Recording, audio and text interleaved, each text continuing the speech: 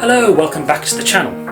And since we're now into September, it's time for my monthly look back at the previous month and see how my solar panels, batteries and heat pump have been performing. So before I go on, I'd like to say, as always, I'd like to say a big thank you to all those who've subscribed to the channel and leave comments. It's always interesting to read, so if you have your own comments about your own systems, please post them below. And if you haven't subscribed, please obviously hit the subscribe button. So if you are new to the channel, or you're watching this and you haven't subscribed and this is the first time watching, I live in Swansea. I have a perfectly south-facing roof which have 12 Q-cell 385 watt panels on it, giving a peak output of 4.65 kilowatts. That goes down into a 5 kilowatt hour Solace inverter, and I have 4 pure drive 5 kilowatt hour batteries, of which 3 were installed this month. And the total cost of all of this, and I also have a heat pump, which is a Daikin 9 kilowatt unit. And the total cost of this was £11,349, which was split £8,500 for the initial battery and solar panel installation, £5,325 for the 3 new batteries and installation, and also £120 for my heat pump with Octopus, because I used the government grant. I had £2,000 cash back from Halifax for having a mortgage with them, and also using people using my referral code has meant that the price of the heat pump has dropped down to about £120. And if more of you use that referral code, the price of that will drop, or the cost of that will drop even more for me. It also means that you get to save about £100 on any heat pump installation with Octopus you have. Okay, so let's get into the figures. So first of all, August was a good month for solar for us. We generated 578 kilowatt hours. On the worst day we only generated 4.6 kilowatt hours, but on the best day we were generating 27 kilowatt hours. And when we compare that generation to previous years, we can see that this is the best August we've had on record. We had our the panels initially installed at the end of August 2022, hence why the blue line is so low. But compared to the 2023, 2024, 2025 has been a good year. Slightly down on our July output, but better than June's output for this year. But as you can see from this graph, we're definitely on that tail dropping down for our solar production for the year. So I'm going to just talk about my usage figures now, because and I'm hoping I got the maths right and what I say makes sense to you. So first of all, I've got Octopus Intelligent Go, which means I pay for electricity between 11:30 and 5:30 in the morning, so 11:30 at night through to 5:30 in the morning, and for that I pay 7p per kilowatt hour, and then the rest of the day I'm charged like 26 or 27p per kilowatt hour. I haven't included my charging figures here because I only charge my car for the minimum that I need to at home because I get free charging elsewhere. So I've only put in 9 kilowatts into the car, and I don't include those figures in what I'm telling you because I count for those when I do my yearly or how much my car has saved. So I only basically top it up just to keep the contract going with Octopus, to keep the Intelligent Go going. Okay, so this running the house, I obviously don't have a gas boiler anymore, and I have an induction hob and a normal electric oven.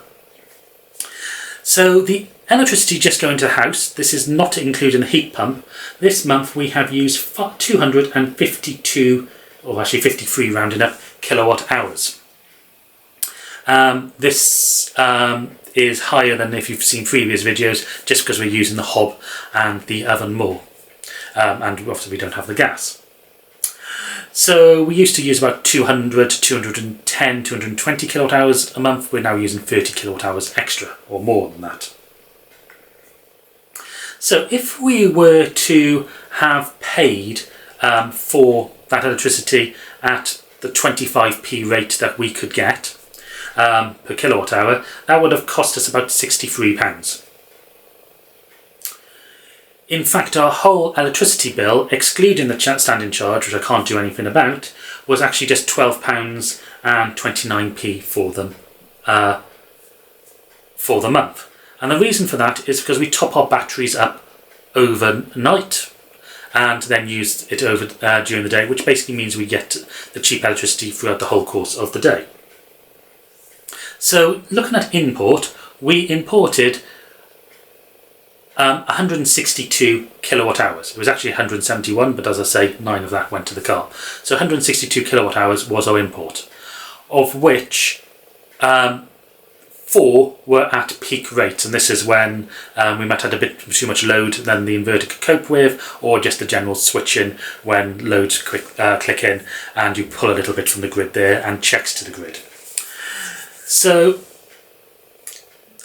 we have basically been running on the cheap electricity for all of that. So that means that the electricity we imported has cost us about £8.37 out of that £12.29. The remaining £3.29 has been going to the heat pump. So my heat pump is still running massively inefficiently. It's only producing a copper of about 1.7.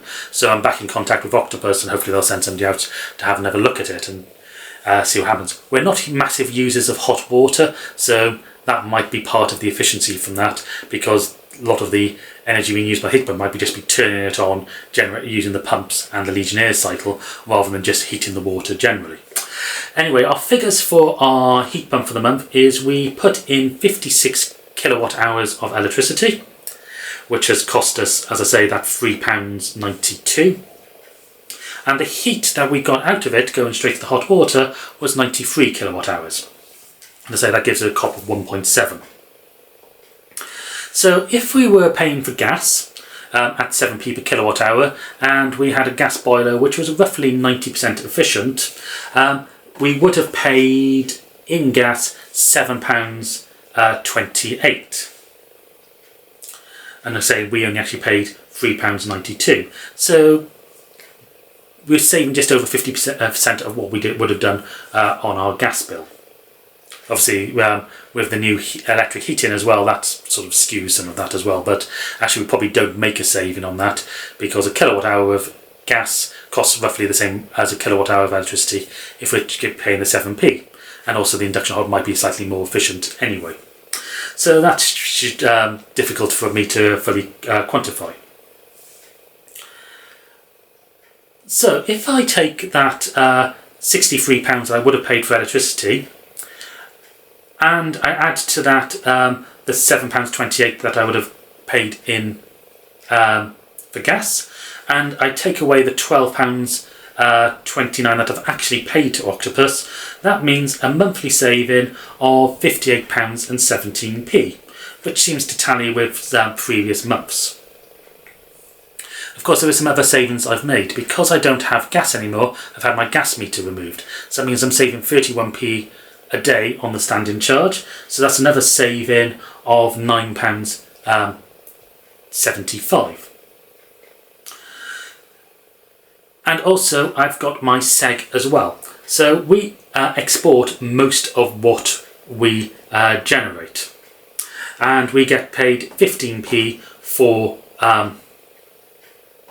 our export per kilowatt hour. That might be changing because Octopus are going to be moving it to a flexible rate, which goes up and down throughout the year depending on the wholesale of gas. But at the moment they're still saying it's going to be roughly 15p, and it's not going to change from that unless that does change. So we've exported 440 kilowatt hours. At 15p, that's generated us £66.06. Which, when we add that to the £12 that we're going to be paying to Octopus, or consider the £12 we're going to pay to Octopus, plus the roughly £16 in standing charge we pay for electricity, so I think our standing charge is roughly 51p a day. That means our energy bill from Octopus for the month will be about the £30 mark, and it means we made £36 profit, which will then go into our credit to pay for electricity over the winter, especially since our batteries probably won't cover the full usage of the heat pump on the coldest days. So if we add that £66 to our £58 total savings and the £9 we're saving from not having a gas boiler, that means our monthly payback has been £41.26, which, as you can see from this graph, is much higher than previous years, and that's because we've got the heat pump this year as well, and amongst other savings. As you can see, this is the third best month we've had on record, slightly lower than July, which was £145, quite a bit lower than the best month we've ever had, which was May this year, but higher than June, which really does show how bad June was. But again, this graph is really indicating that we're on that downward slope for the rest of the year. So it'll be interesting to see how much we can save in September and October, and then the real crux of how much we're saving, especially with the heat pump, will come in November, December and January. So just to finish off, that means our payback on our solar panels. Sorry, I've made a total hash up of the beginning of this video when I said the amount we paid was £11,349. That's how much we've got left to pay back on the solar panels. The original outlay for all our solar panels, heat pump and batteries is £13,945. So we've brought that down by around £2,600 over the 3 years of having the panels and so forth. We're expecting this to the amount we're saving each year to go up as we get more into using the heat pump and so forth. So it probably means still another payback of about 7 to 8 years. Anyway, thank you for watching this video. As I say, please hit the subscribe button, please comment below, and I'll see you in another video very soon.